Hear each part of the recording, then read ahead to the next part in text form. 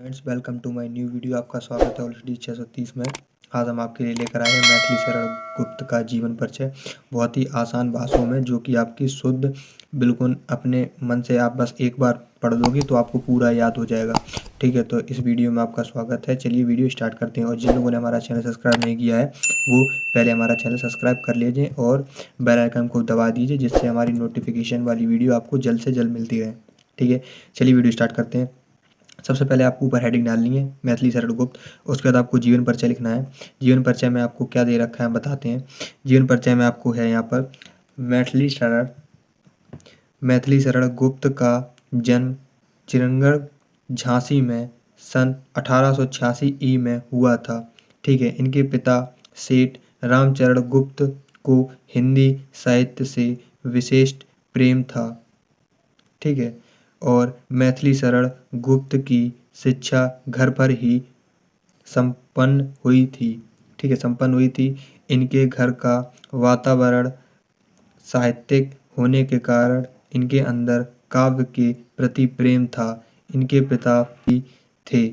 ठीक है, इनके पिता कवि थे।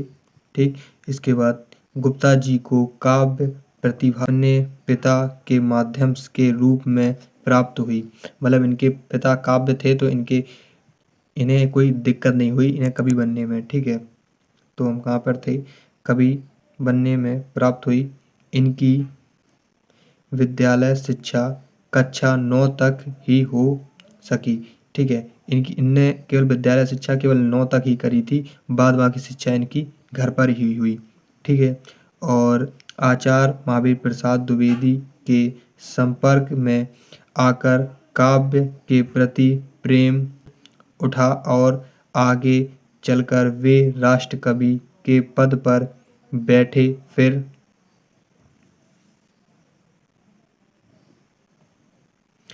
गुप्ता जी पर महात्मा गांधी और उनके स्वतंत्रता आंदोलन का बहुत प्रभाव पड़ा और वे भाग लेकर ये में है। ठीक है, उसमें भाग लेकर कई बार कारागार गए। ठीक है, कारागार भी गए ये। उसके बाद गुप्ता जी को क्रमशः आगरा एवं इलाहाबाद विश्वविद्यालय में डीलेड की उपाधि प्राप्त की।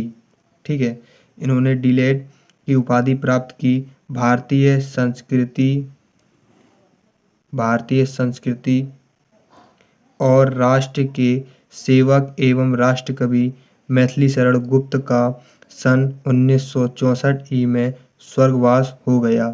ठीक है, अब इसके बाद आपको क्या लिखना होता है, साहित्यिक परिचय। साहित्यिक परिचय में हमने जो लिख रखा है सेम आपको वही लिखना है, कुछ चेंज नहीं करना है आपको। ठीक है, तो साहित्यिक परिचय में आप क्या लिखेंगे, साहित्यिक परिचय आप हेडिंग डालेंगे ब्लैक पेन से। उसके बाद लिखेंगे आप काव्य रचना की ओर गुप्ता जी की रुचि बचपन से ही थी, क्योंकि जब उनके घर वाले काव्य रचना में थे तो उनकी भी रुचि थोड़ी काव्य रचना में थी। उसके बाद आचार्य महावीर प्रसाद द्विवेदी ने उनकी साहित्यिक प्रभाविज को पहचाना तथा मार्गदर्शन किया। ठीक है, तो उन्होंने इनकी साहित्यिक को पहचाना और इनका मार्गदर्शन किया। ठीक है, फिर मुंशी अजमेरी का साथ भी इन्हें मिला। मुंशी अजमेरी का साथ भी इन्हें मिला। इनकी प्रतिभा धीरे धीरे निखरने लगी। ठीक है, इनकी प्रतिभा धीरे धीरे निखरने लगी। इसके बाद आपको लिखनी है प्रमुख कृतियाँ।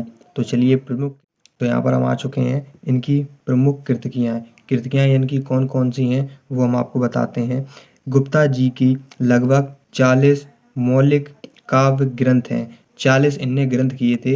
हमने इसमें से आपको कुछ ही ग्रंथ, मतलब जितने आपके बोर्ड एग्जाम में ज़रूरी होते हैं, मतलब 2-4 आप लिख सकते हैं, लेकिन हमने उससे भी ज़्यादा आपके लिए लिख रखे हैं जो जी मेन है। ठीक है, तो यहाँ पर पहला है भारत भारतीय, दूसरा किसान है, तीसरा शकुंतला, चौथा पंचवटी, चौथा पहला दूसरा तीसरा चौथा, पांचवा है संकेत, चौथा है यशोधरा, और ये है द्वापर, और फिर नहुस, फिर संकार, फिर उसके बाद सिद्धराज, उसके बाद पृथ्वीपुत्र, और फिर प्लासी का युद्ध, फिर मेघनाथ वध इत्यादि। इतने ही आपको लिख देने हैं। आपको पूरे के पूरे नंबर मिलेंगे। अगर वीडियो आपको अच्छी लगी तो वीडियो को लाइक करें, चैनल को सब्सक्राइब करें। मिलते हैं ऐसे नई नई वीडियोज़ के साथ।